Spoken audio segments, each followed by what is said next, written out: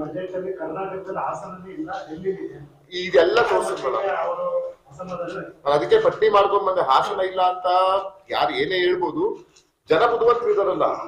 ಈಗ ನಾನು ಮಾತಾಡ್ಬೋದು, ಏನೇನೋ ಮಾತಾಡ್ಬೋದು, ಆದ್ರೆ ನನಗೆ ಸುಮ್ಮನೆ ಪುರಾವೆ ಇಲ್ಲದೆ ಮಾತಾಡ್ಲಿಕ್ಕೆ ಅನುಭವಿಸ್ತಾ ಇಲ್ಲ. ಈ ಪುರಾವೆ ತಗೊಂಡು ನಿಮ್ ಮುಂದೆನೆ ಬಂದಿದ್ದೀನಿಲ್ಲ. ಇದೆಲ್ಲ ನಾನು ಸುಳ್ಳು ಹೇಳಕ್ಕಾಗತ್ತ ಮಾಧ್ಯಮ ಮುಂದೆ?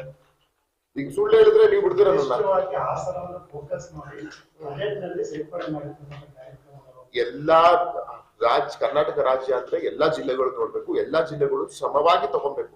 ಆ ರೀತಿಯಲ್ಲಿ ಮಾಡಿದ್ರೆ ನಾನು ಹೇಳಿದ್ನಲ್ಲ, ನಾನ್ ಬೇಡಿಕೆ ಇಟ್ಟಿದ್ದಲ್ಲಿ 90% ಈಡೇರಿಸಿದ್ದಾರೆ. ನನ್ಗೆ ಹೆಮ್ಮೆ ಇದೆ ಅದು. ನಾನು ಒಪ್ಕೋತೀನಿ. ಹಾಸನ ಏರ್ಪೋರ್ಟ್ಗೆ ಬಜೆಟ್ಗೆ ಈ ಸಲ ಕೊಟ್ಟಿಲ್ಲ. ಕೊಡೋ ಕೆಲಸವನ್ನ 100 ಬಜೆಟ್ ಅಲ್ಲೇ ಕೊಡ್ಬೇಕಂತ ಏನಿದೆ. ಕ್ಯಾಬಿನೆಟ್ ಅಲ್ಲಿ ಈ ಸಲ ಇಡ್ಸ್ಬಿಟ್ಟು ಮಾಡೋ ಕೆಲಸ ನಾನು ಮಾಡ್ತೀನಿ.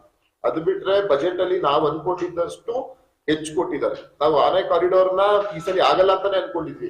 ಆದ್ರೆ ಆನೆ ಕಾರಿಡಾರ್ಗೆ ಅಲ್ಲ, ಕಾರಿಡಾರ್ ಅಂತೀನಿ ನಮ್ಮ ಎಲಿಫೆಂಟ್ ರಿಲೀಫ್ ಸೆಂಟರ್ಗೆ, ಆಗ ಅದಕ್ಕೂ ಸಹ 17 ಕೋಟಿ ಕೊಟ್ಟಿದ್ದಾರೆ. ನಾನು ಖಂಡಿತವಾಗ್ಲೂ ನಾನು ಈ ಬಜೆಟ್ ಅಲ್ಲಿ ಆಗುತ್ತೆ ನಾನು ಅನ್ಕೊಂಡಿರ್ಲಿಲ್ಲ. ಅದೆಲ್ಲ ಪ್ರಶಂಸನೀಯ. ಈಗ ನಮ್ ಜೊತೆಗೆ ಅವರು ಸಹ ಮನವಿ ಮಾಡ್ತೀನಿ, ಕೈ ಜೋಡಿಸಿ ಅಭಿವೃದ್ಧಿ ವಿಷಯದಲ್ಲಿ ನಮ್ಗೆಲ್ಲ ಸಲಹೆ ಕೊಡ್ಲಿ.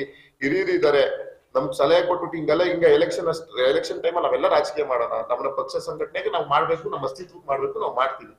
ಚುನಾವಣೆ ಅಭಿವೃದ್ಧಿ ಅಂತ ಬಂದಾಗ ಎಲ್ಲ ಒಟ್ಟಾಗಿ ಮಾಡ್ಬೇಕಲ್ಲ. ಕೇಂದ್ರ ಪುಸ್ತಕದಲ್ಲಿ ಏನ್ ಹಾಸನ ಅಂತ ಇದೆಯಂತ ನಾನು ಒಬ್ಬ ಸಂಸದರಾಗಿ ನಾನು ನೋಡಿಲ್ಲ. ಹಾಸನ ಅಂತ ಬುಕ್ಲೆಟ್ ಅಲ್ಲಿ ನನಗೆ ಕೊಡ್ತಾರಲ್ಲ ಬಜೆಟ್ ಕಾಪಿನ ಓದ್ಬೇಕಾದ್ರೆ. ಪಾರ್ಲಿಮೆಂಟ್ ಅಲ್ಲಿ ನಾನು ಮೆಂಬರ್ ಇದ್ದೀನಿ, ನನಗೂ ಒಂದೊಂದು ಕಾಪಿ ಕೊಡ್ತಾರಲ್ಲ ಓದ್ಬೇಕಾದ್ರೆ. ಬಜೆಟ್ ಅಂತ ನಾನು ಹಾಸನ ನೋಡೇ ಇಲ್ಲ. ಹಾಸನ ಇರ್ಲಿ, ಯಾವ ಸೌತ್ ರೀಜನ್ ಯಾವ ಸ್ಟೇಟ್ ಇಲ್ಲ. ಹಾಸನ ಬಿಟ್ಬಿಡಿ, ಕರ್ನಾಟಕ ಅಂತಾನೆ ಹೆಸರಿಲ್ಲ, ಹಾಸನಲ್ಲಿ ಕೊಡ್ತಾರ ಅವರು. ಹೇಳಿದ್ನಲ್ಲ, ರಾಜ್ಯ ಬಜೆಟ್ ಆಗಿರ್ಬೋದು, ಕೇಂದ್ರ ಬಜೆಟ್ ಆಗಿರ್ಬೋದು, ಕಾಪಿಗಳನ್ನ ನೀಟಾಗಿ ಎಲ್ಲ ಓದಿ, ನಾವು ಓದ್ತೀವಿ, ಅವರು ಓದ್ತೀವಿ. ಈಗ ಸುಮ್ಮನೆ ಕೇಂದ್ರ ಬಜೆಟ್ ಅಲ್ಲಿ ಹಾಸನ ಇದೆ ಅಂತ ಹೇಳಿ ಎಲ್ಲಿದೆ ಹಾಸನ ನನಗಿಂತ ಗೊತ್ತಾ? ನಾನೊಬ್ಬ ಅಲ್ಲಿ ಜನಪ್ರತಿನಿಧಿ ಇದ್ದೀನಿ, ನಾನು ಜವಾಬ್ದಾರಿ ಸ್ಥಾನದಲ್ಲಿ ಇರೋನು. ನಾನು ಕರ್ನಾಟಕ ಅಂತಾನೆ ಹೆಸರಿಲ್ಲ, ಇನ್ನು ಹಾಸನ ಇಲ್ಲಿ ಇಟ್ಕೊಡ್ತಾರ ಅವರು. ಕೊಡುವಂತ ದುಡ್ಡನ್ನೇ ಕರ್ನಾಟಕ ಕೊಟ್ಬಿಟ್ರೆ ನಾವು ಸುಭೀಕ್ಷವಾಗಿರ್ತೀವಿ ಕರ್ನಾಟಕದವರು. ಭದ್ರಾ ಮೇಲ್ದಂಡೆಗೆ 5300 ಕೋಟಿ ಕೊಟ್ರ ಇಲ್ಲ. IIT ಮಾಡ್ತೀವಿ ಅಂತ ಹೇಳಿದ್ರು, ಹಾಸನಕ್ಕೆ ಮಾಡಿಲ್ಲ. ಇಷ್ಟು ದಿನದಲ್ಲಿ ನಾನು ಸಂಸತ್ನಲ್ಲಿ ಕೂತಿದ್ದು ಶೇಕಡ ಅರ್ಧ ಆದ್ರೆ ಇನ್ನು ಅರ್ಧ ನಾನು ಪ್ರತಿ ಮಂತ್ರಿಗಳನ್ನ ಮನವಿ ಮಾಡೋದ್ರಲ್ಲೇ ಆಗ್ತದೆ.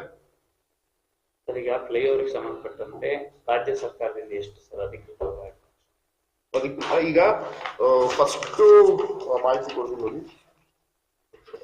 ಮೂಲ ಆಗಿರೋದ ಅಥವಾ ರಿಲೀಸ್ ಆಗ್ಬೇಕಾದ್ರೆ ಆಗೋಗಿದೆ, ನಿಮ್ಗೆ ಮಾತು ಕೊಟ್ಟಿದ್ದೀರಲ್ಲ.